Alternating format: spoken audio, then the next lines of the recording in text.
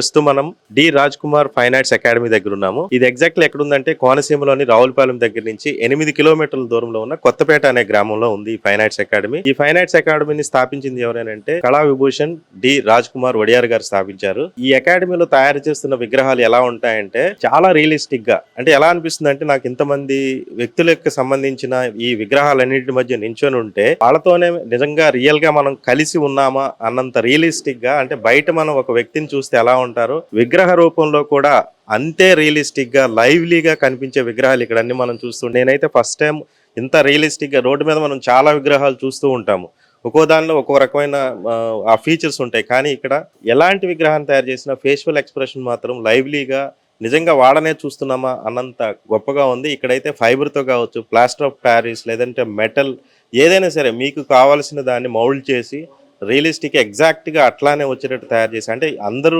ప్రముఖులేనా అంటే కాదు. నేను చూసిన విగ్రహాల్లో కొన్ని కామన్ మ్యాన్, అంటే వాళ్ళ ఇంట్లో వాళ్ళు ఎవరైనా విగ్రహం అవసరమైతే జస్ట్ ఒక 2-3 ఫోటోలు తీసుకొని వస్తే వాళ్ళని ఆ ఇంట్లో వాళ్ళు కూడా అవును ఇంత రియలిస్టిక్గా ఉందా అనేంత మెస్మరైజింగ్ చేసే ఒక మంచి కళ ఈ అకాడమీలో చూస్తూ ఉంటే, ఇన్ని విగ్రహాలు చూస్తుంటే నిజంగా వీళ్ళు చాలా అదృష్టంతో పెట్టి పుట్టారా ఈ విగ్రహాలు తయారు చేసే వాళ్ళు. అదంతా చాలా అద్భుతమైన కళ ఇది. ఈ కళకి రాజ్ కుమార్ వడియార్ గారు అసలు ఎంత ప్రాణం పోస్తున్నారు అని అంటే, ముందు నుంచి ఒక 2 జనరేషన్స్ నుంచి ఇది ఏదైతే 2-3 జనరేషన్ నుంచి సాగుతూ ఉందో, ఇప్పుడు నెక్స్ట్ జనరేషన్స్ కూడా, అంటే వాళ్ళ అబ్బాయి కూడా ఇదే మౌల్డింగ్, అంటే ఇదే స్కల్ప్చర్లోకి వచ్చారు. ఆయన ఫైన్ ఆర్ట్స్ కాలేజ్ నుంచి కూడా డిగ్రీ తెచ్చుకొని మళ్ళీ అగైన్ ఈ ఫీల్డ్లోనికి వచ్చారు. అంటే వాళ్ళు ఎంత డెడికేటెడ్గా ఫ్యామిలీ మొత్తం చేస్తున్నారో ఒకసారి అసలు ఎక్కడ స్టార్ట్ అయింది ఈ స్కల్ప్చర్ అనేది, ఎక్కడి నుంచి వచ్చారు, ఇక్కడ ఎలా స్థిరపడ్డారు, ఈ ఫీల్డ్లో వాళ్ళకున్న హర్డిల్స్ ఏంటి, వాళ్ళకి ఎలాంటి సపోర్ట్ దొరుకుతుంది, నెక్స్ట్ వాళ్ళు తయారు చేసి ఇచ్చిన తర్వాత వాళ్ళ కస్టమర్స్ అనటానికి నాకు ఇబ్బందిగా అనిపించినా కానీ వాళ్ళ యొక్క సాటిస్ఫాక్షన్ లెవెల్స్ ఎలా ఉన్నాయి, వాళ్ళ గ్రాటిట్యూడ్ ఎలా చూపిస్తున్నారు అనే విషయాల్ని డైరెక్ట్గా మనం ఈ అకాడమీ స్థాపించిన కళా విభూషణ్ డి రాజ్ కుమార్ వడియార్ గారితో మాట్లాడి చాలా విషయాలు తెలుసుకునే ప్రయత్నం చేద్దాం. అలాగే వర్క్ షాప్స్లో ప్రజెంట్ ఎలాంటి వర్క్స్ జరుగుతున్నాయి అవి కూడా చూపించే ప్రయత్నం చేద్దాం. ఎందుకంటే రెగ్యులర్గా మనం ఇక్కడ 4 రోడ్ జంక్షన్కి వెళ్ళిన ఏదో ఒక విగ్రహం మనకు కనిపిస్తూనే ఉంటుంది. మన కంట్రీలో ఉన్న చాలా విగ్రహాలు ఇక్కడే తయారయ్యి ఒక మారుమూల గ్రామమైన రావులపాలెం నుంచి 8 కిలోమీటర్ల దూరంలో ఉన్న ఒక చిన్న గ్రామంలో ఇవి తయారై వెళ్ళాయనంటే ఎవరైనా ఆశ్చర్యపోతారు. కానీ ఇక్కడికి వచ్చి చూస్తే మాత్రం కంపల్సరీ ఇక్కడే తయారు చేస్తేనే మంచిది, ఇక్కడ తయారు చేస్తేనే అంత రియలిస్టిక్ గా ఉంటాయేమో అన్నంత దీనిగా ఇక్కడ మనకి అంబియన్స్ కనిపిస్తుంది. నెక్స్ట్ మనం ఈ ఇంటర్వ్యూలో రాజ్ కుమార్ వడియార్ గారితో మాట్లాడి చాలా విషయాలు తెలుసుకునే ప్రయత్నం చేద్దాం. నమస్తే సార్. సార్, ఒక జనరేషన్ 2 జనరేషన్లు కాదు, ఆల్మోస్ట్ 4 జనరేషన్లు అయిపోతూ ఉంది. ఈ అకాడమీలో వచ్చి చూస్తే ఈ శిల్పాలను చూస్తే నిజంగా మనం వ్యక్తుల మధ్య ఉన్నామా అన్నంత దీనిగా ఉన్నాయి. అంటే ఎక్స్పెక్ట్ చేయలేదు, అంటే ఆ కళలో ఆ జీవం అనేది ఏదైతే ఉందో అది లైవ్లీగా కనిపిస్తుంది. దాన్ని చూసిన వెంటనే ఫస్ట్ నాకు తెలుసుకోవాలనిపించింది ఏంటంటే అసలు మీ నేపథ్యం ఏంటి, మీరు ఎక్కడి నుంచి వచ్చారు, ఇన్ని జనరేషన్స్ ఇది ఎలాగా మీరు కంటిన్యూ చేస్తూ వస్తున్నారని తెలుసుకోవాలని చాలా ఉత్సాహంగా ఉంది. అసలు మీ నేపథ్యం చెప్పండి సార్. అది కర్ణాటక మైసూరులోని మేల్కొట్టే అనే చిన్న గ్రామంలో ఇక్కడ మా పూర్వీకులు బసలింగం వడియార్, సత్యలింగం వడియార్ గారు, మా తాతగారు ముత్తాతగారు అక్కడి నుంచి మైగ్రేట్ అయ్యి నత్తారామేశ్వరం, పశ్చిమ గోదావరి జిల్లా నత్తారామేశ్వరానికి ఇక్కడికి వచ్చి అక్కడ దేవాలయాలు నిర్మాణం కోసం వచ్చి ఇక్కడ స్థిరపడ్డారు. తర్వాత మా తండ్రి గారు శ్రీనాథ రత్న శిల్పుడయ్యారు. భీమవరంలో డిఎన్ఆర్ కాలేజీలో చదివి శాంతినికేతన్లో అక్కడే విశ్వభారతి యూనివర్సిటీలో చదువుకుని అందులోనే ప్రొఫెసర్గా పనిచేశారు అదే యూనివర్సిటీలో. మా తండ్రి గారు ఇందిరాగాంధీ, డాక్టర్ బిఆర్ అంబేద్కర్, జవహర్లాల్ నెహ్రూ శాస్త్రి, లాల్ బహదూర్ శాస్త్రి వంటి ప్రముఖులతోటి సత్కారాలు పొంది వాళ్ళ అభినందనలు అందుకున్నటువంటి మహోన్నతమైనటువంటి మూర్తి భవించినటువంటి కడుపును పుట్టడం ఒక అదృష్టంగా భావిస్తున్నాను.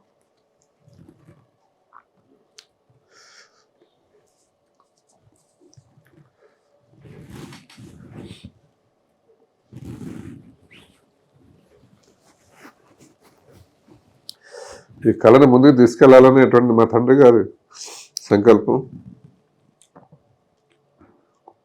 మీ నేపథ్యం గురించి అడిగితేనే మీ ఎమోషన్ కానీ అది అర్థమవుతుంది.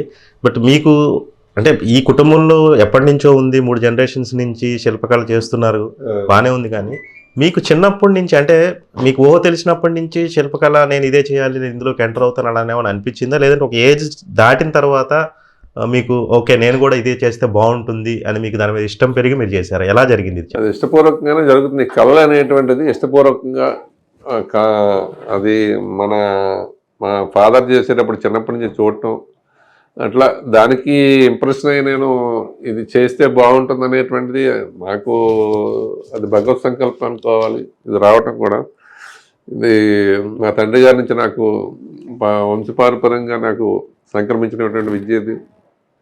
అది ఈ రోజున ఉడార్ అనేటువంటిది ఈ ఆంధ్ర రాష్ట్రమే కాదు, ఒక 5-6 రాష్ట్రాలు గొప్పగా చెప్పుకునేటువంటి పరిస్థితికి మేము ఈ రోజున ఆ స్థాయికి మేము వెళ్ళగలిగామంటే అదంతా కూడా మేము చేసినటువంటి కృషి, అట్లాగే మేము కష్టపడినటువంటిది ఒక సిస్టమేటిక్గా. ఇది కళ అనేటువంటిది వ్యాపారం కాకూడదు, మెయిన్ ఏంటంటే కమర్షియల్ కాకూడదు. ఈ విగ్రహం ఎంతకే చేయాలి, ఎట్లా చేయాలి అనేటువంటిది ఈ మధ్య వచ్చినటువంటిది. కానీ మా తండ్రి గారు అసలు డబ్బులు అనేటువంటిది అసలు చేతితో పట్టుకునేటువంటి పరిస్థితి కూడా ఉండేది కాదు. ఒక ధార్మికమైనటువంటి పరిస్థితుల్లో మా తండ్రి గారి నుంచి మేము ఈ కళను నేర్చుకున్నాం. ఈ కళను నేర్చుకోవడంతో పాటు వాస్ట్రాలజీ కూడా మేము చెప్తాం. అసలు ఏది ఎట్లా చేయాలి, అసలు ఏ టైంలో విగ్రహం చేయాలి, ఇవన్నీ కూడా మాకు శాస్త్ర పరిజ్ఞానం ఉంది. అంటే మీరు ఏ వయసులో ఫస్ట్ విగ్రహం మీద మీ చేయి పడింది అంట? నాకు 8 ఏళ్ల వయసులోనే నేను గౌతమ బుద్ధుడు విగ్రహం చేస్తాను. మా స్కూల్లో పెట్టారు. సరే, ఇప్పుడంటే చాలా మెటీరియల్స్ వచ్చేసినాయి, ప్లాస్టర్ ఆఫ్ ప్యారిస్ అని అవన్నీ వచ్చేసినాయి. కానీ మీరు చిన్నప్పుడు ఎలాంటి విగ్రహాలు చేసావు? అంటే ఒక రాయిని ఒక శిల్పంలా చెక్కటం కానీ, ఉలితో చెక్కటం కానీ అలా ఉండేదా? పంచలోహాలతో విగ్రహాలు చేయటం అనేటువంటిది మొదటి నుంచి ఉంది. తర్వాత మొదట్లో సిమెంట్ విగ్రహాలు, సిమెంట్ విగ్రహాలతో ప్రారంభమైందంతా కూడా. అసలు దేవాలయాల్లో అసలు రూపకల్పన ఎట్లా చేయాలి, దేవాలయాలు ఏ విధంగా నిర్మాణం చేయాలి, ఆ క్రమంలో మా తండ్రి గారు మా తాతగారు ఆలయంలోనే అప్పుడు ఈ విగ్రహాలన్నీ కూడా వచ్చినటువంటిది గాంధీ గారు చనిపోయిన తర్వాత 1950 నుంచి స్టార్ట్ అయినటువంటి ఈ విగ్రహాల సమూహం తప్ప అంతకుముందు విగ్రహాలు అనేటువంటిది లేదు. అసలు ఎవరి విగ్రహాలు లేవు ఎక్కడా కూడా, గుడి ఉండేది అంతే, అంతవరకు. కాబట్టి ఈ విగ్రహాల సంస్కృతి వచ్చిందల్లా గాంధీ గారితో స్టార్ట్ అయ్యి డాక్టర్ బిఆర్ అంబేద్కర్ ఎక్కువ సంఖ్యలో గాంధీ గారితో కాకుండా అంబేద్కర్ విగ్రహాలు ఎక్కువ, లక్షలాది విగ్రహాలు భారతదేశంలో ఉన్నటువంటి విగ్రహాలు ఒక అంబేద్కర్ విగ్రహాలతోటి ప్రారంభమైంది మొత్తం అంతా. గాంధీ గారు అక్కడక్కడ పెట్టారు కొన్ని గ్రామాలు ఆ రోజుల్లో. నేతాజీ నెహ్రూ గారు ఏ విగ్రహాలు ఎంతవరకు పరిమితం. ఇప్పటి వరకు ఈ ట్రెండ్ అనేటువంటిది 1970 వరకు కూడా ఇదే పరిస్థితి. 1970-75 వరకు కూడా ఈ విగ్రహాల సంస్కృతి అనేటువంటిది లేదు ఎక్కడా కూడా. ఈ నాయకుల విగ్రహాలు కానీ ఎవరైనా ఎట్లా టంగుటూరు ప్రకాశం పంతులు గారు ఈ విగ్రహాలు ఉండి ఆ రోజుల్లో ఎవరైతే దేశం కోసం చేస్తారో వాళ్ళ విగ్రహాలు ఉండేవి, అంతే తప్ప అసలు ఏమి ఉండేది కాదు. పార్లమెంట్లో కూడా అంబేద్కర్ విగ్రహం ఈ మధ్య కాలం పెట్టింది. అది ఒక 20 సంవత్సరాలు 30 సంవత్సరాల క్రితం పెట్టినటువంటి విగ్రహం. అక్కడి నుంచి స్టార్ట్ అయ్యి మొత్తం పార్లమెంట్లో అన్ని విగ్రహాలు పెట్టారు. పార్లమెంట్లో మనం ఎన్టీఆర్ విగ్రహం చేయడానికి మనకు అవకాశం వచ్చింది. అంటే ఇప్పుడు పార్లమెంట్లో ఎన్టీఆర్ విగ్రహం మీరు తయారు చేస్తున్నారు. ఓకే, ఇట్లా ఈ విగ్రహాల తయారీ అనేది ఇప్పుడు స్టార్ట్ అయినప్పటికీ కానీ అంటే మీ తాతగారు ఇక్కడికి ఏదైనా అంటే ఇప్పుడు మీ తాతగారు అండర్లో దేవాలయాల నిర్మాణం కోసం వచ్చి ఇక్కడ వాళ్ళు స్థిర నివాసం ఏర్పరచుకుని ఇక్కడ వాళ్ళకి ఈ వాతావరణం అనుకూలించిందో భగవత్ సంకల్పం ఇక్కడ పశ్చిమ గోదావరిలో రత్నారామేశ్వరానికి స్థిరపడటంతో మా తాతగారికి రత్నశిల్పుడు వాళ్ళ ఇదిగా అతను బాగా చిన్నప్పటి నుంచి కూడా వాళ్ళ తండ్రి గారిని ఆకలింపు చేసుకుని ఆయన మంచి మొదటి నుంచి చిన్నప్పటి నుంచి కూడా. ఇప్పుడు ఎలా స్టార్ట్ అవుతుంది సార్ ప్రాసెస్? ఇప్పుడు ఒక విగ్రహం తయారు చేయాలి అని అంటే మీరు మొదలు పెట్టడానికి ముందు అసలు ఏమేమి కన్సిడర్ చేస్తారు, ఎక్కడి నుంచి స్టార్ట్ చేస్తారు? అసలు ఆ విగ్రహం మనం చేయవలసిన అవసరం ఉందా లేదా అనేటువంటి చూస్తాం ముందు. మాకు అవసరం ఏంటంటున్నాను, విగ్రహాలు చేసి వ్యాపారం చేసి డబ్బులు సంపాదించవలసిన అవసరం మాకు లేదు. వాస్తవంగా అందరు విగ్రహాలు చేయవలసిన అవసరం కూడా లేదు. ఎక్కడ మీకు విగ్రహాలు చేస్తామని కానీ మేము పలానా విగ్రహాల్లో ప్రత్యేకత అనేటువంటిది కానీ ఎక్కడ మా బోర్డులు కానీ మా ఇన్విటేషన్ విజిటింగ్ కార్డ్స్లో కానీ ఎక్కడ ఉండదు. మీకు అదే ఫైన్ ఆర్ట్స్ ఆర్ట్కు సంబంధించింది, అంటే అదే కళలకు సంబంధించినటువంటి ఒకటి ఇది. ఇక్కడ ఒక విగ్రహం తయారు చేయాలి అని అంటే మొదటి ప్రాసెస్ ఎలా మొదలు పెడతారు? అంటే ఎక్కడ మొదలవుతుంది అనేటువంటి ఆ విగ్రహాన్ని అన్ని పరిశీలిస్తాం, ఫోటోలు వీడియోలు అన్ని చూసి అది మేము ఒక క్లే ప్రాసెస్లో విగ్రహం తయారు చేయడం జరుగుతుంది. చేసి వాళ్ళు చూపించి వాళ్ళు ఓకే అన్న తర్వాత మెటల్ ప్రాసెసింగ్, దాన్ని మళ్ళీ వ్యాక్స్లో తయారు చేసి క్లే ప్రాసెస్ అయిన తర్వాత పిఓపి డై తీసి వ్యాక్స్లో విగ్రహం తీసి అది మెటల్ కాస్టింగ్ చేస్తాం. అంతవరకు మెటల్ అయిన తర్వాత దానికి ఏదైనా కలర్ కావాలంటే దానికి ఆక్సిడేషన్ పాలిష్ కావాలంటే ఆక్సిడేషన్, లేకపోతే కలర్ కావాలంటే గోల్డ్ కలర్ కావాలంటే కలర్, వాళ్ళకి ఏదైతే ఇదవుతుందో వాళ్ళకి చేస్తాం. కానీ విగ్రహాలు చేసి అందరి విగ్రహాలు చేయకూడదు అనేటువంటిది మేము పెట్టుకున్నది మొదటి నుంచి.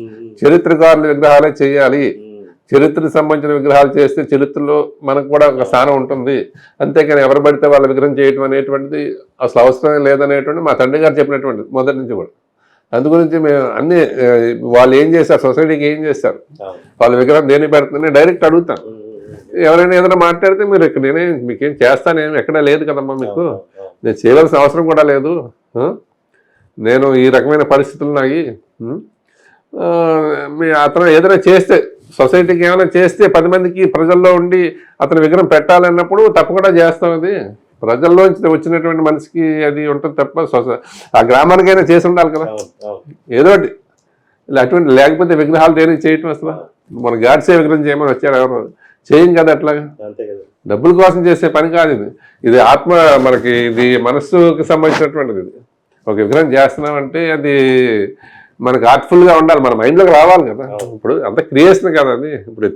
ఇప్పుడు మన మైండ్లోంచి మన చేతులు ఉపయోగిస్తేనే ఆ విగ్రహం తయారవుతుంది. అంతేగాని మనం ఏదో చేస్తే ఏదో అనేటువంటి ఇక్కడ జరగదు అసలు. ఇక్కడ వ్యాపారం అనేటువంటిది ఉండదు సార్. ఇప్పుడు మీరు అంటే నాకు క్యూరియాసిటీ వస్తుంది, ఇంతకీ ఎవరు సార్ అంటే వాళ్ళు ఏం చెప్పారు సార్, ఎందుకు వాళ్ళు తయారు చేయించాలనుకుంటున్నారు ఒక గాడ్సే విగ్రహం అని మీకు ఏమైనా చెప్పారు? ఆయన మాకు గొప్పవాడు అనేటువంటిది ఇక్కడే పక్క తాడేపల్లిగూడ ఉన్నాడు, ఎక్కడో కాదు, ఇక్కడ పక్క జిల్లా వాళ్ళే. అయితే కళల విషయానికి వచ్చేసరికి ఎస్పెషల్లీ ఇప్పుడు మనం ఒక విగ్రహం చేస్తున్నప్పుడు సొసైటీకి మనం కూడా సందేశం ఇస్తున్నట్టే కదండి. ఎవరు తయారు చేశారన్నా ఆ విగ్రహాన్ని చూస్తే అది ఎవరైనా అదేంటంటిది ఒక చరిత్రకారుడు విగ్రహం ఫలాన్ని చేశారు అనేటువంటిది ఉంటుంది కదండి అది.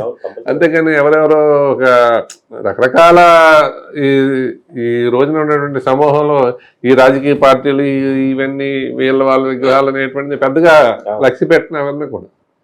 అయితే ఈ కళల విషయానికి వచ్చేసరికి మనకి పాతకాలంలో రాజుకి కళ మీద అభిమానం ఉంటే కళాకారుని ప్రోత్సహించడం ఇలా ఉంటుంది, లేదంటే పొలిటీషియన్స్ అయినా కానీ ముఖ్యమంత్రులు అయినా కానీ.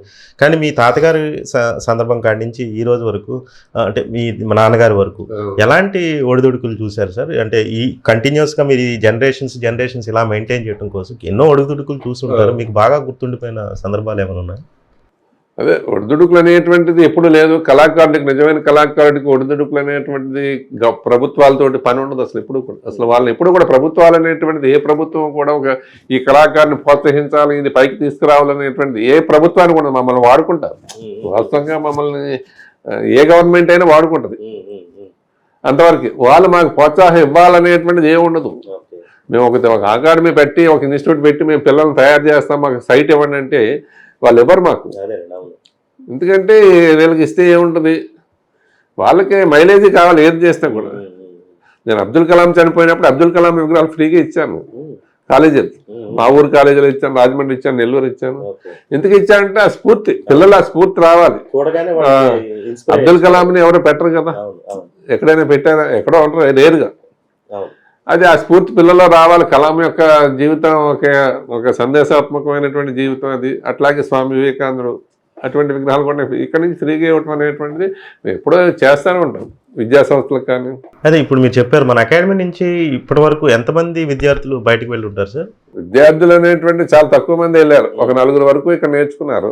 అంటే వాళ్ళు నెక్స్ట్ ఇదే శిల్పాలని తయారు చేయడంలోనే ఉన్నారా, లేదంటే మన టెక్నాలజీ వచ్చింది కాబట్టి మారిపోయింది? టెక్నాలజీ అనేటువంటిది అది కరెక్ట్ కాదు. దానివల్ల ఈ టెక్నాలజీని ఉపయోగించి చేస్తే వీడి క్రియేషన్ ఏముంటుంది, ఉండదు కదా. టెక్నాలజీ ఉపయోగించి ఏదో చేయటం అనేటువంటిది అది కాదు కదా. అది కాదండి. ఇప్పుడు నేను చేసిన విగ్రహం ఉంది, మీరు 3D టెక్నాలజీ ఉపయోగించి ఆ విగ్రహాన్ని కాపీ చేసి నేనే చేశాను అనేటువంటిది అటువంటి పరిస్థితులు చూస్తున్నప్పుడు వాస్తవం టెక్నాలజీ అనేటువంటిది అది అనుకున్నట్టుగా రాదు. మన మైండ్లో ఉన్నట్టుగా టెక్నాలజీ ఉపయోగపడదు. అక్కడ టెక్నాలజీ కొంతవరకు మనం చేసిన దాన్ని పెద్ద సైజు విగ్రహం కావాలంటే చేయొచ్చు. అది ఎట్లా సార్ ఇప్పుడు మనకి ఏదో సిస్టమ్ మీద అనుకోండి, తుడుపుతాం మళ్ళీ చేస్తాం మనం ఎరేజ్ చేస్తాం ఏమైనా చేసుకోవచ్చు. కానీ మీరు చేసిన ఈ విగ్రహాలు చూస్తూ ఉంటే చాలా లైవ్లీగా అనిపిస్తుంది. ఎక్కడి నుంచి అంటే కళ్ళ వల్ల అట్లా అనిపిస్తుందా, ఎక్స్ప్రెషన్స్ వల్ల అలా అనిపిస్తుంది, ఎక్కడి నుంచి ఆ లైవ్లీనెస్ వస్తుంది? కళ్ళ వల్ల అనేటువంటిది కాదు, ఆ బాడీ పోస్చర్ కానీ అది అట్లా చేస్తే బాగుంటుంది. ఆ ఏజ్ అసలు ఏ ఏజ్లో చేస్తే బాగుంటుంది, ఆ ఫోటోలన్నీ చూసి అది అసలు ఈ కలర్ దీనికి మ్యాచ్ అవుద్దా లేదు ఇవన్నీ చూసే చేస్తాం అనమాట. అంతేగాని వాళ్ళు ఏదో చెప్పారు, నేను ఎవరు చెప్పింది నేను వినను. కళాకారుడికి ఏంటంటే ఆ మైండ్లో ఉన్నది చెప్తాం వాళ్ళు చెప్పి ఇలా చేస్తే బాగుంటుంది అంటే వాళ్ళు ఓకే అంటారు, అంతే తప్ప ఇలా చేయండి మాకు డైరెక్షన్ చేస్తే నేను వెళ్ళిపోమని చెప్తాను. మా ఆలోచన బట్టి మేము చేస్తాం. అది ఎలా చేస్తే బాగుంటుంది అనేటువంటిది మాకు తెలవాలి. నీకు సబ్జెక్ట్ మీద నాలెడ్జ్ లేదు కదా, నాలెడ్జ్ ఉన్నవాడు చెప్తే నేను దాన్ని స్వీకరిస్తాను.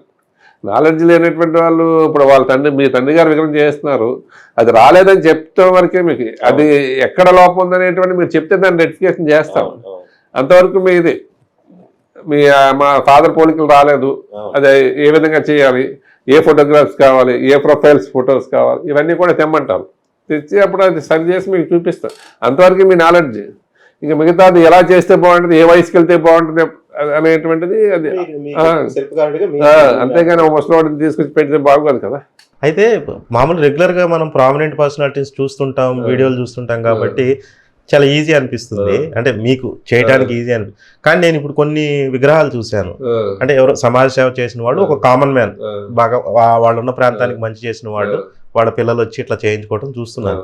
కానీ ఫోటోలో చూసిన దానికి విగ్రహానికి అసలు ఎటువంటి అసలు ఈ చిన్న ఒక వెంట్రుక తేడా కూడా కనిపించట్లేదు. యాజ్ ఇట్ ఈస్ ఫోటోలో ఉన్నదే కనిపిస్తుంది. రెగ్యులర్గా చూసే ప్రామినెంట్ పర్సనాలిటీస్ చేయటం వేరు, కానీ ఇట్లా సడన్గా ఎవరో వచ్చి మీకు ఒక ఫోటో ఇచ్చి వాళ్ళ హిస్టరీ చెప్పిన వెంటనే మీరు ఇంప్రెస్ అయితే మీరు చేస్తున్నారు. కానీ యాజ్ ఇట్ ఈస్ రావటం అనేది చాలా ఆశ్చర్యం. యాజ్ ఇట్ ఈస్ అనేటువంటిది అది ఒక భగవత్ సంకల్పం. అదే ఇదిలో ఉంటుంది, ఒక ఆశ్రమ వాతావరణంలో ఉంటుంది. మీకు ఇది ఈ వాతావరణంలో ఇంకేం ఉండదు, ఒక ప్రశాంతమైనటువంటి వాతావరణంలో ఆ విగ్రహం చేయాలన్నప్పుడు అదే ఆలోచనతోటి చేస్తాం. అది ఆరోగ్యంగానే వస్తుంది. నాకు ఒక్కసారి అనిపిస్తుంది, చూస్తున్న కొద్ది అనిపిస్తుంది, మనిషి లైవ్ లో కంటే మీ విగ్రహాల్లో ఇంకా అందంగా కనిపిస్తుంది. ఇప్పుడు అమ్మవారిది ఉంది, ఆ ఫేస్ అట్లా చేయాలనేటువంటిది అమ్మవారిది, అది క్రియేషన్. అది అలా చేస్తే బాగుంటుంది అనేటువంటిది మా మనసులో వస్తుంది. ఆటోమేటిక్గా ఫేస్ చేసేటప్పుడు కూడా ఫోటోలు ఉన్నాయి మా దగ్గర. సార్ అంటే మీకు బాగా క్లిష్టంగా అనిపించిన విగ్రహం ఏదైనా? క్లిష్టంగా అంటే అవధూతల విగ్రహాలు చేసేటప్పుడు అది తొందరగా సెట్ అవ్వాలి. ఈ స్వామీజీలు కానీ ఇంకోటి కానీ రమణ భగవాన్ విగ్రహం చేసేటప్పుడు అది రాలేదు. కాకపోతే నేను అప్పుడు అరుణాచలం తీసుకెళ్ళి ఒక 2 days అక్కడ పెట్టి అప్పుడు ఆ విగ్రహం చేయటం జరిగింది. ఇక్కడి నుంచి విగ్రహం తీసుకెళ్లారా? తీసుకెళ్లేదు, తర్వాత తీసుకెళ్లారు. అక్కడ ఆశ్రమంలో పెట్టారు. రమణాశ్రమం కాదు, వేరే నాన్నగారు ఆశ్రమం ఉంటుంది, అక్కడ తీసుకెళ్లారు. ఆ విగ్రహం భీమవరాన్ని పంచలోహాలతో చేస్తాను, రమణ భగవాన్. ఆ విగ్రహం ఫీచర్స్ రాకపోతే అప్పుడు అరుణాచలం వెళ్ళాను. వెళ్ళి ఒక 2 days అక్కడ ఉండి అక్కడ ఇది ఉన్నప్పుడు ఆటోమేటిక్గా అప్పుడు ఆ సంకల్పం వచ్చినప్పుడు ఆటోమేటిక్గా ఆ విగ్రహం అట్లా ఆ రూపం అట్లా వచ్చింది అనమాట. అది అట్లాగే ప్రతి కూడా కొంత స్టడీ అనేటువంటిది ఇదంతా ఉంటుంది ఇందులో. ఇప్పుడు మా ఫాదర్ దగ్గర నుంచి మేము ఏ విధమైనటువంటి నేర్చుకున్నాం అనేటువంటిది ఉంటుంది. అది నేర్చుకోవడంతో పాటు అది గ్రాడ్యువల్గా మనం చేసేటప్పుడు ఉండేటువంటిది. మేము పని దగ్గరికి వెళ్తే మాకేం అర్థం కాదు, వెళ్ళిన తర్వాత ఇది ఆటోమేటిక్గా మన అది వస్తుంది. అది అసలు బుర్రలో ఏముండదు, ఫ్రీగా ఉంటుంది. ఇక ఫోటో చూసి ఇలా చేయాలనేటువంటిది ఆటోమేటిక్గా చేస్తాం. అది మీ కళ చూస్తూ ఉంటే మీకు అంటే మీ తాతగారు నాన్నగారి దగ్గర నుంచి చాలా సినిమాలకి మంచి మంచి విగ్రహాలు తయారు చేయాలి ఇలాంటి ఆఫర్స్ చాలా వచ్చింటుంటాయి. నేను వచ్చినా కూడా వాళ్ళు తిరస్కరించారు. ఎందుకంటే సినిమాలు అనేటువంటిది కొంతవరకు సినిమాల్లో విగ్రహాలు చేయటం అనేటువంటిది అది ఒక కళాకారుడిగా అది ఇది కాదు. మనం ఏదైనా చేస్తే మనకు అంటూ ఒక ఇమేజ్ ఉండాలి, గుర్తింపు ఉండాలనేటువంటిది మా ఫాదర్ ఎప్పుడు కూడా అదే ఆలోచిస్తూ ఉంటారు. కేవలం మనీ అనేటువంటిది ఒక పక్కన పెడితే మనీ కేవలం డబ్బుతోటే నడుస్తుంది అంతా. ఈ కళలు అనేటువంటిది డబ్బు, ఇది వ్యాపారం. మీకు అంత ఈజీ కూడా కాదు కదా ఒక విగ్రహం తయారు చేయాలంటే. దానికి కావాల్సిన మెటీరియల్ మెయిన్లీ మీ టైము, నెక్స్ట్ మీ కళ, మీ కాన్సన్ట్రేషన్ మామూలుగా కాదు కదా. 100% మీరు ఎఫర్ట్స్ పెడితేనే అవుట్పుట్ కూడా అలా వస్తుంది. కాకపోతే దీనికి వెనకాల చాలా హార్డ్ వర్క్ చేస్తాను, చాలా కష్టపడి, చాలా అదే జీవితం అనుకుని అలా చేస్తాను. నేను 40 years చేస్తాను, 40 సంవత్సరాలు నా జీవితం దీనికే అయిపోయింది. 40 సంవత్సరాలు ఇంక వేరేది ఏమి లేదు. నాకు సినిమా లేదు, ఇంకోటి లేదు, వేరేది లేదు, నథింగ్. ఆ రకంగా చేశాం కాబట్టి ఈ రోజున ఈ రకమైన పరిస్థితులు. తమిళనాడులో జయలలిత చనిపోతే ఆ విగ్రహం రాకపోతే ఒక డిప్యూటీ సీఎం మన దగ్గరకు వచ్చి విగ్రహం చేయించుకున్నాడంటే మీరు ఆలోచించండి. అసలు అక్కడ చేశారు, పెట్టారు, రాలేదు, ఎవరు బాగా చేస్తారన్నప్పుడు మన పేరు వచ్చింది. ఇక్కడికి వచ్చింది. అట్లాగే ఎన్టీఆర్ విగ్రహాలు చాలా మంది చేశారు, చాలా మంది, కొన్ని వందల మంది చేశారు శిల్పులే, ఎక్కడ ఫేస్ సెట్ అవ్వలేదు. అప్పుడు చంద్రబాబు నాయుడు నా దగ్గరికి పంపించి ఉడయార్ గారు మీరు ఇక్కడ ఉండి చేయాలి అని ఆ విగ్రహాలు చేయటం జరిగింది. చాలా విగ్రహాలు, ఎన్టీఆర్ విగ్రహాలు.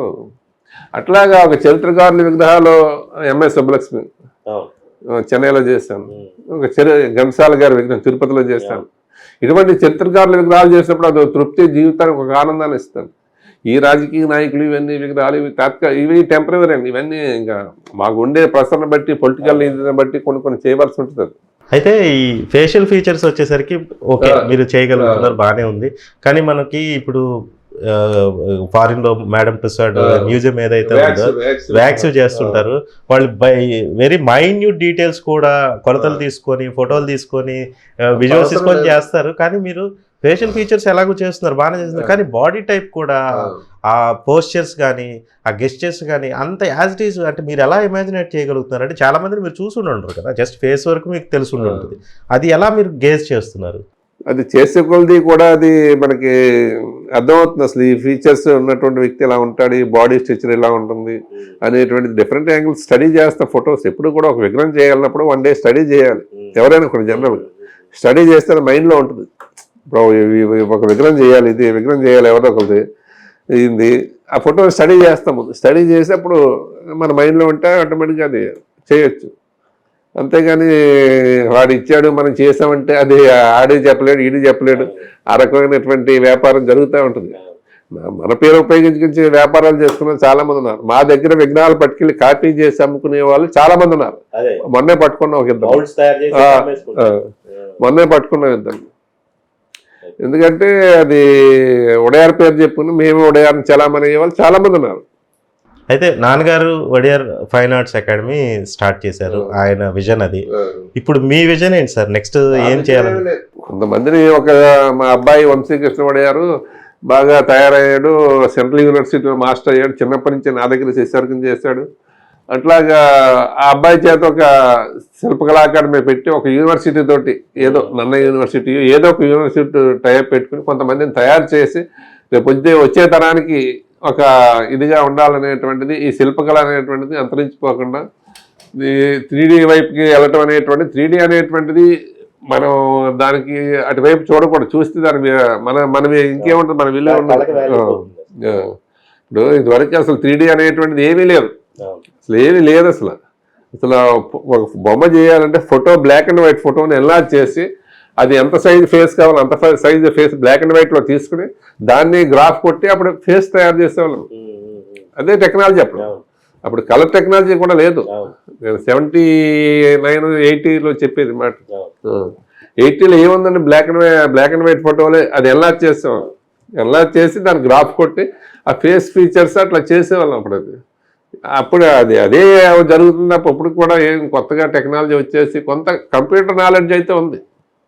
కంప్యూటర్లో ఆ ఫోటో గ్రాఫ్ చేసి ఇలా చేస్తే బాగుంటుంది, ఇలా కొంతవరకు అది. అంతేకాని ఏదైనా చేసేవాళ్ళలో ఉండేటువంటిది మెయిన్ ఆ శిల్పి యొక్క ఇదిని బట్టే విగ్రహం వస్తుంది. అది అంతే తప్ప ఏదో చూసేసి కంప్యూటర్లో చూసేసి లేకపోతే ఇంకోటి 3D చేసేసి అదంటే అది జరిగేది కాదు. అది అకాడమీ యూనివర్సిటీ లెవెల్లో పెట్టాలి అని అంటే ఇదే ప్రాంతంలో, ఈ ప్రాంతంలోనే పెట్టాలి, తూర్పుగోదావరి జిల్లాలోనే పెట్టాలని ఒక ఆలోచన అయితే ఉంది. దానికి ప్రభుత్వ సహకారం కూడా కావాలి. ప్రభుత్వ సహకారం కూడా లేకుండా మనం ఏం చేయలేం. ప్రైవేట్గా పెట్టాలి, ప్రైవేట్గా కాంట్రాక్ట్ కానప్పుడు ప్రైవేట్గా పెట్టి తొందరలో చేయాలి. 2025లో ఇది కంప్లీట్ చేయాలని. అయితే ఇప్పుడు చాలా యూనివర్సిటీస్ లో స్కల్ప్చర్స్ గురించి వాటి గురించి చెప్తున్నారు. అయితే దీనికి టైమింగ్ ఉంటుందండి. దీనికి ఎర్లీ అవర్స్లో 6 o'clock 5 o'clock అట్లా ఎర్లీ అవర్స్లో వర్క్ చేసేది ఉంటుంది. అది యూనివర్సిటీలో సాధ్యపడదు. మనకంటూ ఒక సొంత స్టూడియో ఉన్నప్పుడు మనం ఏ టైం అయినా కూడా అది చేయటానికి ఉంటుంది. అంతేగాని 10 గంటలైనా బట్టలు వేసుకొచ్చి నేను ఏదో చేస్తానంటే అది అవ్వదు. అక్కడ మన మైండ్ సెట్ కరెక్ట్గా ఉన్నప్పుడు ఆ విగ్రహం ఆటోమేటిక్గా ఉదయం ఎర్లీ అవర్స్లో చేస్తే అది ఫీచర్స్ బాగా వస్తాయి. అదే నేను అనేది అదే. ఇప్పుడు ఆ యూనివర్సిటీలో చదువుతున్న పిల్లలకి 10 గంటలకు మీరు ఇవ్వాలి, అడ్వైజెస్ ఇవ్వాలి, కొన్ని పాయింట్స్ చెప్పాలంటే అడ్వైజ్ ఇవ్వాలి కదా, వాళ్ళు ఆ లైఫ్కి అలవాటు పడిపోయారు. ఇప్పుడు ఒక సిస్టమేటిక్గా ఉండాలి అనేటువంటిది వాళ్ళకి లేదు. కార్పొరేట్ స్టైల్లోనే విగ్రహాలు చేస్తున్నారు. వాళ్ళు కూడా చేయించుకునే వాళ్ళు ఎట్లా తయారయ్యారు. వాస్తవంగా చేసేవాడు ఎవడో వాళ్ళకి అవసరం లేదు. ఇక్కడ జరిగేటువంటిది, ఈ రాష్ట్రంలో జరిగేటువంటిది వాస్తవ పరిస్థితి ఏంటంటే, చేసేవాడు ఎవరో శిల్పి అనేటువంటిది చేయించుకునే వాడికి అవసరం లేదు. వాడికి విగ్రహం కావాలి, అక్కడ ఏదో బోర్డు ఉంటుంది, వాడు ఎక్కడో విగ్రహం చేశాడు, వాడికి ఇచ్చేద్దాం, వాడు ఇంకా అదొక వ్యాపారం. అది అలా తయారైన వాళ్ళు తప్ప ఇక్కడ అంతా కూడా నిజంగా జరిగేటువంటిది ఈ రాష్ట్రంలో ఉండే శిల్పులు 10 మంది ఉంటారు లెక్కేస్తే. కానీ ఇక్కడ 500 మంది కనిపిస్తున్నారు. వాడు చూస్తే ఏముండదు. ఒక 10 మంది వరకు ఉంటారు చేసేవాళ్ళు. హైదరాబాద్లో ఉన్నారు చేసేవాళ్ళు, ప్రొఫెసర్స్ వాళ్ళు ఉన్నారు. మనం అటువంటి వాళ్ళు మనం ఇది చేయాలి. వాళ్ళు కష్టపడి నేర్చుకున్నారు, పెట్టుకున్నారు. అయితే నాన్నగారు చాలా తొందరగానే కాలం చేశారు, ఎర్లీ ఏజ్లోనే కాలం చేశారు. అయితే నాన్నగారికి ఆయన అనుకున్న రోల్, ఆయన అనుకున్నటువంటిది ఏదైతే ఉందో అది చేయలేకపోయాడు ఆయన. కాకపోతే మనమైనా పూర్తి చేయాలనేటువంటి సంకల్పం అయితే ఉంది. బుక్ ఒకటి రాయాలని, శిల్పకళ ఎలా చేయాలి, శిల్పం ఎలా స్టార్ట్ చేయాలి. ఇప్పుడు ఒక శిల్పి ఆ పుస్తకం చూస్తే ఆ విగ్రహం చేసుకోవాలి, అలా చేయాలనేటువంటి ఆలోచన. ప్రాసెస్ స్టార్ట్ అయింది. అసలు ఎనాటమీ స్టడీ కానీ ఇంకోటి కానీ అది ఎంతకాలంలో పూర్తి అవ్వచ్చు? అదే ఒక 1 year లోపల అది బుక్ రెడీ అవుద్ది. అది కంపల్సరీ ప్రతి యూనివర్సిటీ బుక్ ఉండాలి. యూనివర్సిటీ ఎవరైనా విగ్రహం చేసుకోవాలన్నప్పుడు అసలు ఎలాగా ప్రాసెస్ ఏంటి, ఫస్ట్ వీడి క్లే ప్రాసెస్ చేయాలి. ఒక బొమ్మను చేయాలంటే వీడికి ఒక ప్రాసెస్, ఒక క్లే ప్రాసెస్ ఉంటుంది, వ్యాక్స్ ఉంటుంది. ఈ 2 ప్రాసెస్లే విగ్రహాలు ఎవరైనా అమెరికాలో చేసినా కూడా, ఎక్కడ ఎక్కడ చేసినా కూడా వాళ్ళు కూడా వ్యాక్స్లోనే చేస్తారు. చేసి మెత్తగా ఉంటుంది. అది ఎలా కావాలంటే అలా మోల్డ్ చేయొచ్చు. అది వ్యాక్స్ క్లే మోడల్ వీడికి తరువుగా చేస్తూ ఉండాలి. వీడు కంటిన్యూస్ ప్రాక్టీస్ చేస్తున్నప్పుడు వాడికి డైరెక్ట్ అబ్జర్వ్ ఇది వస్తుంది. అంతేకాని మనం చేసిందే కరెక్ట్ అనేటువంటిది ఆ ఫీల్ ఉన్నవాడికి, అహంభావం ఉన్నవాడికి పని రాదు. వాళ్ళు చెప్పింది అడ్వైజ్గా తీసుకోవాలి. మనం ఈ విగ్రహం రాలేదంటాడు, ఇంకోసారి చేయాలి, లేకపోతే ఇంకోసారి చేయాలి. మా ఫాదర్ అయితే ఒక యూనివర్సిటీలో ఇలాగే పిల్లల క్లాసెస్ చెప్పేటప్పుడు చాలా సిస్టమేటిక్గా ఉండేది అక్కడ. University Shantiniketan Visva Bharati university. అట్లాగా మేము మా తండ్రి నుంచి వచ్చినటువంటి వారసత్వంగా ఏదైతే ఉందో అది ఆ పేరు ఎక్కడి నుంచి ఇప్పుడు ఇది కొత్తపేట మారుమూల ఒక పల్లెటూరు అండి. ఈ పల్లెటూరుకి చెన్నై నుంచి, బెంగళూరు నుంచి, అమెరికా నుంచి ఇక్కడ రావాల్సిన అవసరం లేదు. దేశంలో ఎంతమంది శిల్పులు లేరు? అవసరం అయితే మీరు కల్పించారు, గ్యారెంటీగా చెప్పాలి. కొత్తపేట ఒక బ్రాండ్ అనేటువంటిది ఈ రోజున రాష్ట్రమే కాదు, ఇక్కడ ఇప్పుడున్న క్యాబినెట్, ఇప్పుడు ఇదే రాష్ట్ర క్యాబినెట్ 6 మంత్రులు వచ్చారు ఇక్కడ. ఆర్థిక శాఖ ఒక జగన్మోహన్ రెడ్డి రాలేదు తప్ప, ఆర్థిక శాఖ మంత్రి దగ్గర నుంచి, దేవాదాయ శాఖ మంత్రి దగ్గర నుంచి, అగ్రికల్చర్ మినిస్టర్, వీళ్ళంతా వచ్చారు ఇక్కడికి వాళ్ళ పనుల కోసం. ఒక రాష్ట్ర ప్రభుత్వంలో ఉండేటువంటి మంత్రులు ఇక్కడికి ఈ ప్లేస్కి రావటం అనేటువంటిది అది ఇదే కదా, మనలో ఏదో అది అన్నిటికంటే అంటే రెగ్యులర్ గా మేము చూస్తుంటాం కాబట్టి ట్యాంక్ బండ్ మీద ఉన్న అదే తెలంగాణ నుంచి ఎక్కువ వస్తారు, ఎక్కువ తెలంగాణ నుంచి అదే అందుకే అడుగుతున్నాను సార్. ఈ ట్యాంక్ బండ్ మీద ఉన్న విగ్రహాలన్నీ మీరు తయారు చేసినవేనా? లేదు, మా ఫాదర్. మీ ఫాదర్ తయారు? అదే మీరు అని మీన్స్ మన అకాడమీ నుంచి వెళ్ళిన విగ్రహాలే. ఎందుకంటే చాలా మందికి తెలియదు, అక్కడ చాలా లైవ్లీగా ఉంటాయి విగ్రహాలన్నీ కూడా. అయితే అదంతా రామారావు గారు డైరెక్షన్. రామారావు గారు వచ్చేవారు వారానికి ఒక రోజు సాగర్ దగ్గరికి.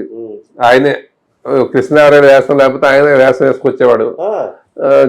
చూడండి బ్రదర్ ఇలా చేసేయండి అనేవాడు. మా ఫాదర్ ఒక్కడే కాదు, చెన్నై నుంచి ఉన్నారు శిల్పులు ఆ రోజుల్లో, చెన్నై నుంచి తీసుకొచ్చాడు. ఆ విగ్రహాలన్నీ ఒకళ్ళ వాళ్ళు చేయదు కాదు, మా ఫాదర్ 4-5 ఏళ్ళు చేస్తుంటారు. అందరూ చేశారు ట్యాంక్ బండ్ మీద విగ్రహాలు. అందరికీ సాగర్ దగ్గర, మళ్ళీ బయట శిల్పి బయటకు వెళ్ళడానికి లేదు, మోడల్ చేయడం అక్కడే, క్లే మెటల్ కాస్టింగ్ అక్కడే ఆయనే ఇచ్చాడు. సాగర్ దగ్గర టెంట్లు వేసి ఆ రోజుల్లో విగ్రహానికి 90,000, ఈ రోజున 11 లక్షలు ఒక విగ్రహం వచ్చింది. 11 లక్షలు 12 లక్షలు అవుతుంది. ఆ రోజు 90,000. అంటే ఇప్పుడు ఆ థీమ్ ఏమన్నా మీరు బ్రాస్ విగ్రహాలు అవి అన్ని లైఫ్ ఉండేటువంటిది. అయితే అంటే అన్ని ఆ కలర్ మాత్రమే పెట్టాలి, అదొక స్టోర్ ఎపీరియన్స్ గా ఉండాలనేటువంటిది ఆయన సంకల్పం. అదంతా కూడా 6 నెలల్లో ప్రాజెక్ట్. అది అది ఓపెనింగ్ కూడా ఒక అద్భుతంగా జరిగింది. అవును. ఆ రోజుల్లో హెలికాప్టర్ నుంచి ఫ్లవర్స్ పడడం అనేటువంటిది అది మేము ఎప్పుడూ చూడలేదు నా చిన్నప్పుడు. అదే ఫస్ట్ టైం ఓపెనింగ్ జరుగుతూ ఉంటే ఒకేసారి అన్ని విగ్రహాలు ఒకేసారి జరిగింది, 26 విగ్రహాలు కూడా. అది ఓపెనింగ్ జరిగేటప్పుడు ఫ్లవర్స్ వేయటం అసలు అద్భుతంగా చేశాడు ఓపెనింగ్. ఆయన ఒక అద్భుతమైన చరిత్రకారుడు అండి ఎన్టీ రామారావు. ఆయన దగ్గర నుంచి చూసి ఆయన విగ్రహం చనిపోయిన వెంటనే చేసే అదృష్టం నాకు కలగటం అనేటువంటిది మీకు ఇంకో అదృష్టం ఏంటంటే ఎన్టీఆర్ చనిపోయినప్పుడు ఆ విగ్రహం నేనే చేశాను. అందుకని అవకాశం కూడా మనకే వచ్చింది.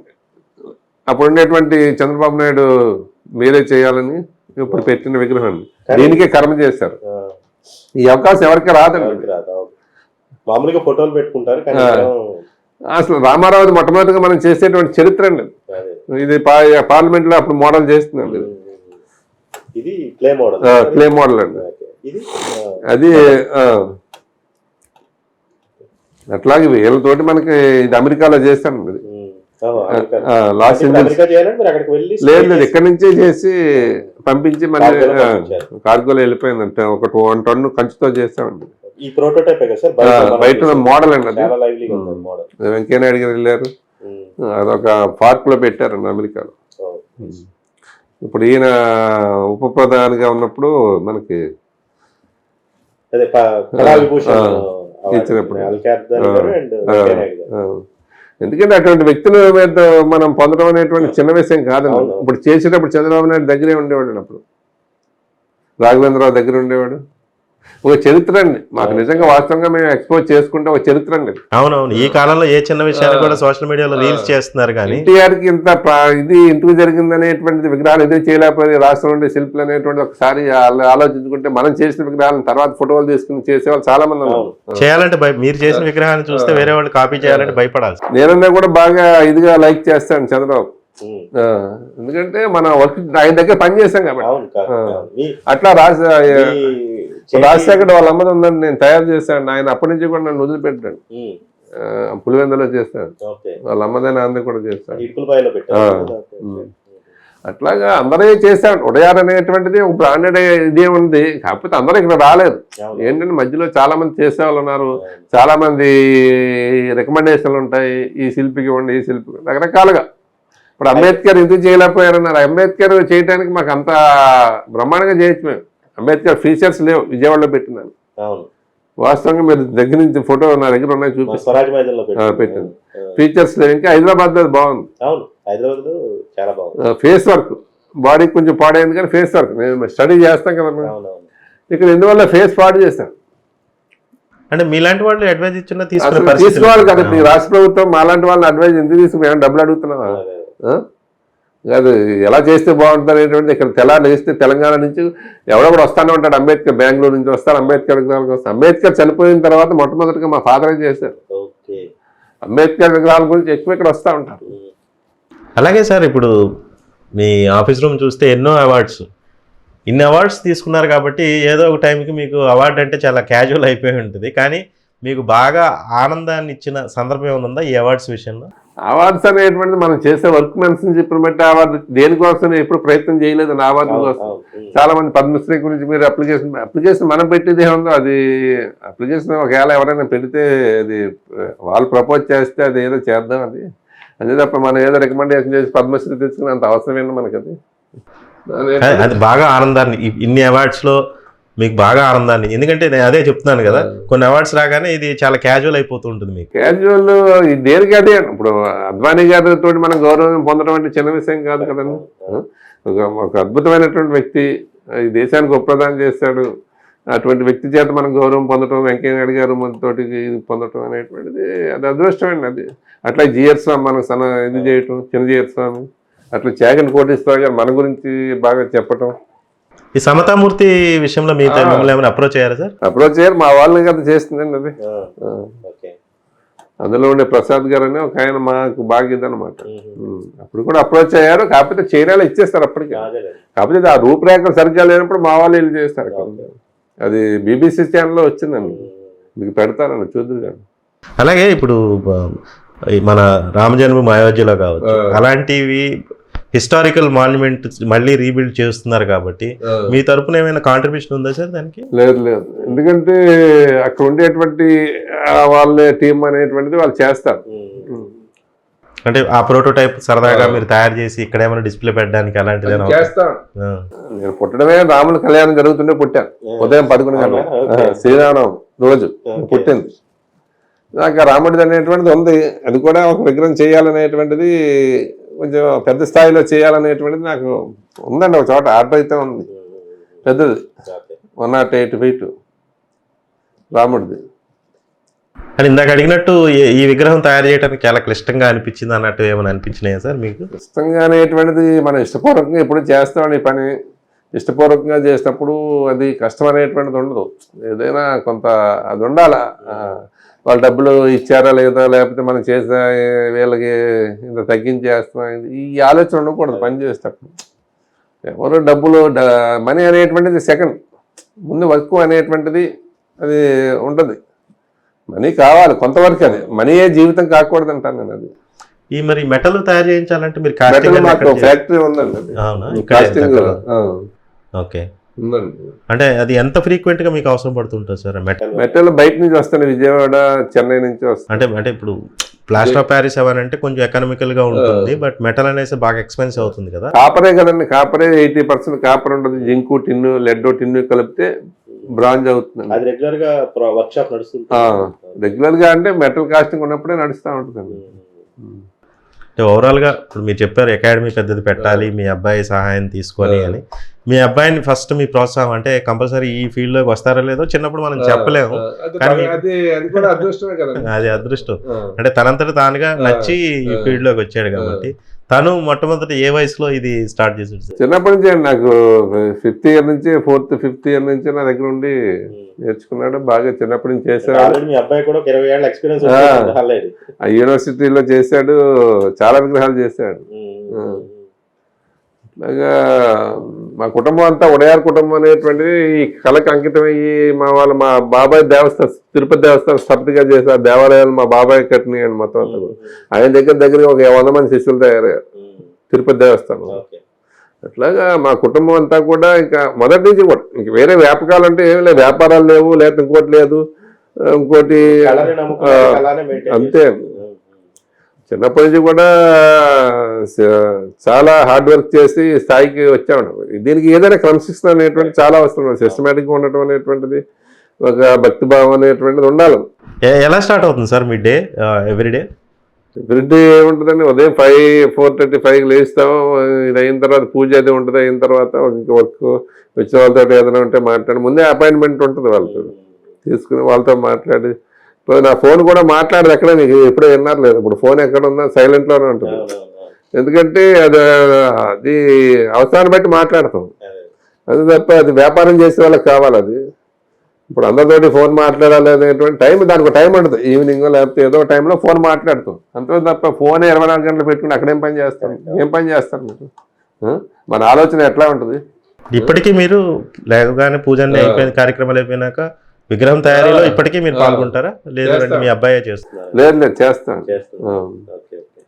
అలాగే మీరు చెప్పగలిగితే ఈ ఇంటర్వ్యూ స్టార్టింగ్ లో చాలా ఎమోషనల్ అయ్యారు, అంటే మీకు సడన్ గా అంత ఎమోషనల్ అవడానికి గుర్తొచ్చిన అంశాలు ఏమున్నాయి? అంటే చెప్పకూడదు అయితే వద్దు, చెప్పొచ్చు అనేవి చెప్పండి సార్. ఏముంది చెప్పుకోలేను కదా, మా తండ్రి గారు మాకు బాధ్యత అప్పచెప్పాడు, అది పరిపూర్ణంగా అది ఆయన రాశాడు కూడా.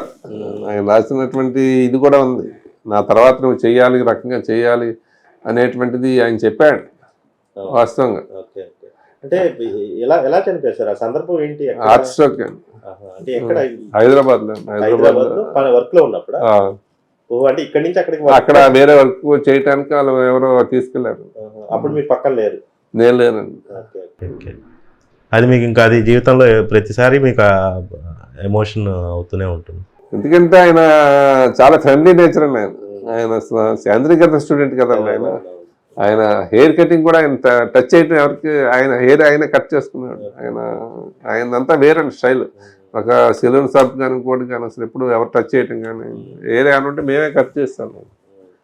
ఆయనంతా కూడా ఆయన తెల్లవారుజాము 3 గంటలు లేవటం, జపం చేసుకోవటం, ఈ తర్వాత ఈ వర్క్ చాలా హార్డ్ వర్క్ ఆయన చేస్తున్నట్టు. సత్యసాయిబాబు గారు లాంటి వ్యక్తి, ఇప్పుడు సత్యసాయిబాబు గారు లాంటి వ్యక్తి ఇటువంటిది ఆయనకు సన్మానం చేశారు. ఎంతోమంది పీఠాధిపతులు, ఎంతో ఆయనకు వచ్చిన గోల్డే చాలా ఉంటుందండి.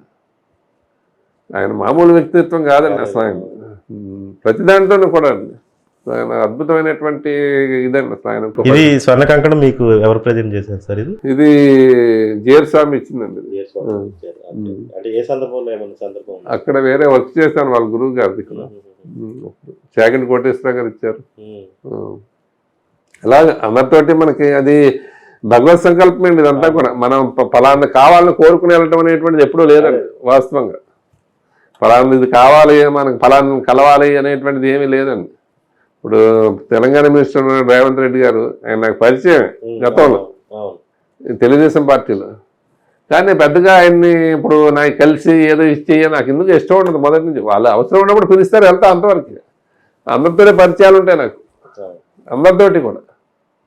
తమిళనాడులో కానీ ఇంకో చోట కానీ పరిచయాలు అయితే ఉంటాయి. కానీ నేను ఎవరిని కూడా ఏం అడగను. నాకు అవసరం ఏంటంటే వాళ్ళతోటి మన పని మనం ఎంతవరకు చేస్తున్నాం, మనం దీన్ని ఎలా డెవలప్ చేయాలి, ఏ విధంగా ముందుకు తీసుకెళ్ళాలి, అదే సంకల్పం ఎప్పుడు కూడా. ఇంక వేరేది ఏమీ లేదు నాకు. ఎప్పుడు కూడా నా పర్సనల్ లైఫ్ అనేటువంటి ఇందులో చాలా తక్కువ ఉంటుంది. మీరు మార్నింగ్ లేచిన కాడి నుంచి ఇదే పని కార్యక్రమాలు ఉంటాయి, అది తప్పకుండా మీరు రావాలి, అటెండ్ అవ్వాలన్నప్పుడు నేను వెళ్తా ఉంటానండి. అట్లాగే వాస్తు అది చూస్తూ ఉంటాం, ఏది ఎలా చేయాలి అనేటువంటి సబ్జెక్ట్ అండి మాకు. అసలు ఒక విగ్రహం పెట్టాలన్నప్పుడు ఏ టైంలో పెట్టాలి, అది మనం ఎప్పుడు స్టార్ట్ చేయాలనేటువంటిది కూడా ఉంటుందండి ఇదంతా కూడా. చాలా థ్యాంక్ యూ ఓడియర్ గారు. మీరు ఏదైతే సంకల్పం ఉందో ఒక మంచి యూనివర్సిటీకి అఫిలియేటెడ్గా ఇక్కడే ఈ కొత్తపేటలోనే చేయాలనేటువంటిది, మన ఓన్గా అయినా ఇంక చేయాలనేటువంటిది గవర్నమెంట్ సహకరించకపోయినా 2025లో తప్పకుండా మన సొంత సైట్లో అయినా చేయాలనేటువంటిది. ఒక అకాడమీ కావచ్చు, మీ నాన్నగారి పేరు మీద ఒక పుస్తకం, అంటే శిల్పిగా మారాలి అని అంటే ఏమేం నేర్చుకోవాలనేది ఒక పుస్తక రూపంలో విడుదల చేస్తున్నారు. కాబట్టి అది కూడా సమాజానికి బాగా ఉపయోగపడుతుంది. యూనివర్సిటీలు అందరూ, అన్ని యూనివర్సిటీలు అది మస్ట్ అండ్ షుడ్ ఉండాలి. కాబట్టి అది కూడా అసలు గతంలో ఇవన్నీ లేవు కదండి. ఇప్పుడు ప్రమాణం అనేటువంటి శిల్పశాస్త్రం అనేటువంటిది ఒక రూపజ్ఞాన రత్నావళి ఒక బుక్ ఉండేది, దేవుడి విగ్రహాలు చేయాలంటే. ఆ బుక్ తప్ప ఇంక వేరేది ఏమీ లేదు అసలు. విగ్రహాలు చేయాలి అంటే అసలు వీళ్ళకి ఏమీ లేదు. అంటే ఇప్పుడు ఆ పుస్తకం మీరు ఇప్పటికీ రిఫర్ చేస్తుంటారు? నా దగ్గర ఉంది. రిఫర్ చేస్తుంటారు ఏదైనా సమస్య రిఫర్ చేయడానికి ఓన్లీ దేవుడి విగ్రహాలు చేయటం వరకేనండి. ఒక దేవాలయాల మీద విగ్రహాలు చేయడానికి ఆ బుక్ ఒక రూపకల్పన చేస్తారు. దీని మీద లేదని బుక్, ఈ నేచురల్ విగ్రహాలు చేసేది దీని మీద బుక్ లేదు ఇప్పటి వరకు. ఎనాటమీ స్టడీ బుక్ ఉందండి అంతవరకు. అది ఇంక వేరేది అసలు ఎలాగ ప్రాసెస్ ఎట్లా చేయాలి, శిల్పికి ఉండవలసిన లక్షణాలు ఏంటి, ఏ రకంగా ఉండాలి అనేటువంటిది కొంత ఉండాలి కదండి. అది ప్రతి కూడా వాళ్ళకి ఒక ఆశ్రమ వాతావరణంలో ఉన్నప్పుడు ఆ రకంగా ఉండాలండి. అది ఉన్నప్పుడే ఆ విగ్రహం అది వస్తుందండి.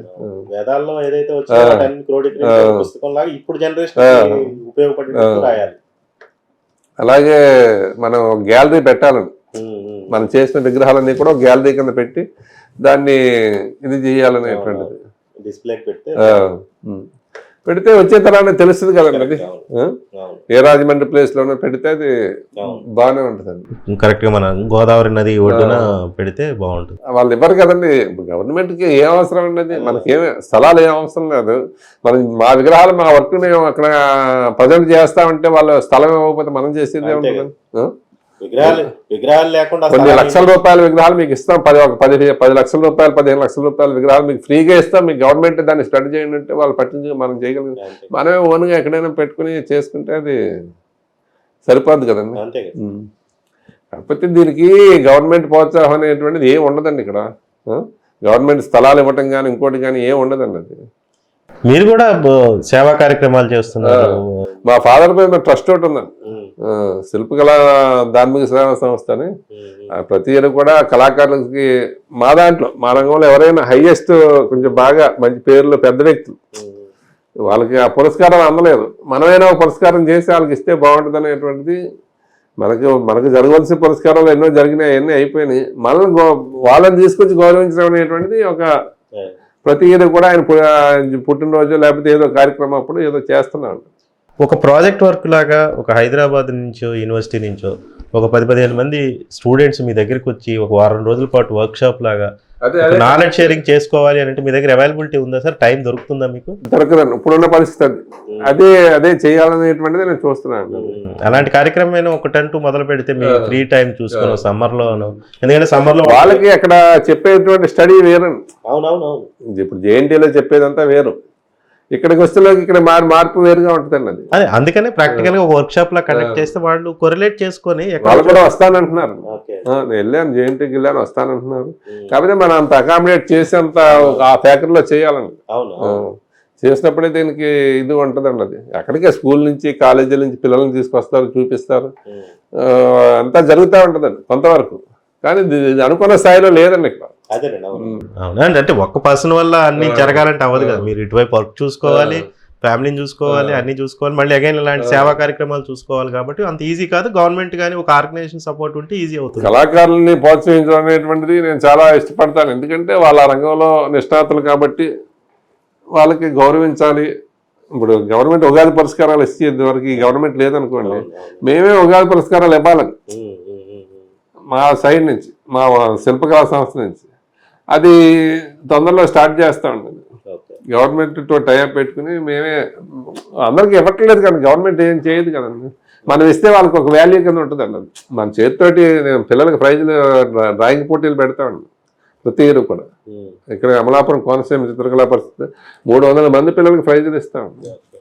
వాళ్ళు మన చేత ప్రైజ్ తీసుకుని ఆ ఫోటో ఇంట్లో పెట్టుకుని వాళ్ళు హ్యాపీగా ఫీల్ అవుతారండి. మీరు ఇవ్వాలి, నా చేతితో తీసుకోవాలి అనేటువంటి. ఇప్పుడు ఎంత హైట్ ఉంటే అంత గొప్ప విగ్రహంలా చూస్తున్నారు. మీరు తయారు చేసిన అతి పొడవైన విగ్రహం, పెద్దదైన విగ్రహం ఏమైనా? ఇప్పుడు బమ్మెరపోతం చేస్తున్నాం 25 ఫీట్ తోటి. తెలంగాణ గవర్నమెంట్ తెలుగు యూనివర్సిటీలో కాదు కాదు, ఆయన పుట్టిన అయితే ఎక్కడైతే బమ్మెర్లో పుట్టాడు అక్కడే. పెద్ద ప్రాజెక్ట్ అండి అది. మెటల్ బ్రాంజ్ అండి. అది తెలంగాణ గవర్నమెంట్ ప్రతిష్టాత్మకంగా మనకి ఇచ్చిందండి కేసీఆర్. అది ఎప్పటి లోపల కంప్లీట్ అవుతుందండి? ఒక 2 months లో అయిపోతుంది. ఎలక్షన్ వల్ల ఆగిందండి, విగ్రహం తయారవుతుంది. Thank you sir, thank you very much. మీరు ఏదైతే అనుకుంటున్నారో అవన్నీ కంప్లీట్ సఫలీకృతం అవ్వాలని మేము కూడా కోరుకుంటున్నాము. అలాగే మీ అండర్లో చాలా మంది స్టూడెంట్స్ ఇప్పుడు యూనివర్సిటీలో చదువుకున్న వాళ్ళు కూడా అట్లీస్ట్ ఒక 10 రోజులైనా మీ దగ్గరికి వచ్చి నేర్చుకుని వెళ్తేనే కంప్లీట్ అయినట్టు మా డిగ్రీ అనుకునే స్థాయిలో ఉండాలని మేము కోరుకుంటున్నాం సార్. వాళ్ళకి ఆ లగ్జరీ లైఫ్, ఆ లైఫ్ అక్కడ ఉండేటువంటిది అర్థమవుతుంది తప్ప ఇక్కడ ఈ వాతావరణం ఇలా ఉంటే మన జీవితాల ఇలా ఉంటుంది. ఒక శిల్పి ఏ రకంగా ఉండాలనేటువంటిది వాళ్ళు నేర్చుకుంటే అది వాళ్ళ జీవితానికి ఉపయోగపడుతుందండి. అది శిల్పికి ఎదగాలనుకున్న వాడికండి, లేదు పార్ట్ టైం అన్నవాడికి మనం ఏం చెప్పలేమండి. లేదు లేదు, తప్పకుండా ఈ జనరేషన్ ఆ స్కోప్ ఉంది. అందరూ కూడా 3D అనేటువంటిది అది ఆలోచనకి వెళ్ళకూడదు. 3D ఇది చేస్తే 3Dలో మనం చేసింది మనం క్యాప్చర్ చేసుకోవచ్చు. క్యాప్చర్ చేసి 100 feet కావాలంటే 3Dలోకి వెళ్ళాలండి. అది స్కాన్ చేసి 3Dలో వాళ్ళు చేస్తారు. అది కమర్షియల్ గా వేరే వేరే వాటికి అయితే ఉపయోగపడుతుంది, కానీ ఇలాంటి వాటికి అది మనిషి లేనప్పుడు అది క్రియేట్ చేయాలని 3D చేయదు కదా. కంపల్సరీ మీ సహకారం అయితే కావాలి కదా. ఇప్పుడు సత్యం కంప్యూటర్ రామలింగరాజు గారు వాళ్ళ మదర్ విగ్రహం చేస్తున్నారు, 3Dలో చేయించారు, రాలేదు, బొంబాయి వెళ్ళారు, కొద్ది అడిగిలారు. మనం ఇప్పుడు నిన్న కూడా అబ్బాయి వచ్చాడు, చెప్తున్నారు వాళ్ళు అన్నీ తిరిగి ఇక్కడికి వస్తారు, ఇంక ఫైనల్గా మన దగ్గరికి వస్తారనమాట. అలాగే చేస్తున్నామండి. ఒక మంచి పేరు అయితే సంపాదించుకున్నాం ఈ రాష్ట్రంలో. ఉడయార్ అనేటువంటిది మనం చేస్తాను చేయకపోవటం అట్లాగే ఉండదు. మనం చేస్తాను అంటే ఆ టైంకి చేయటం, లేకపోతే లేదు. టైంతో కూడుకున్నది కదా. వాళ్ళు కూడా ఏ కార్యక్రమం పెట్టుకుంటారు పెద్ద ఫంక్షన్ కింద, ఇది లేకుండా ఇది జరగదండి. అంతేగాని అన్ని విగ్రహాలు తీసేసుకుని హడావుడికి ఇదంతా చేయటానికి నేను ఇష్టపడినండి. అవకాశం ఉంటే చేయటం, లేకపోతే లేదు. దానివల్ల ఏంటి ఇబ్బంది? ఒక సాధారణ విగ్రహం తయారు చేయాలంటే ఎన్ని రోజులు పడుతుంది సార్? అది ఆ ఫోటోలు బట్టి ఒక 4 days లో క్లే మోడల్ అయిపోతుంది. 1 month లో బ్రాంజ్ స్టాట్యూ చేయొచ్చు. 1 month లో ఎంత హైట్ అయినా, ఎంత 10 feet వరకు. తర్వాత వస్తువులకి ఇంక మరి చాలా టైం తీసుకుంటాం. కలుద్దామండి. థ్యాంక్ యూ అండి.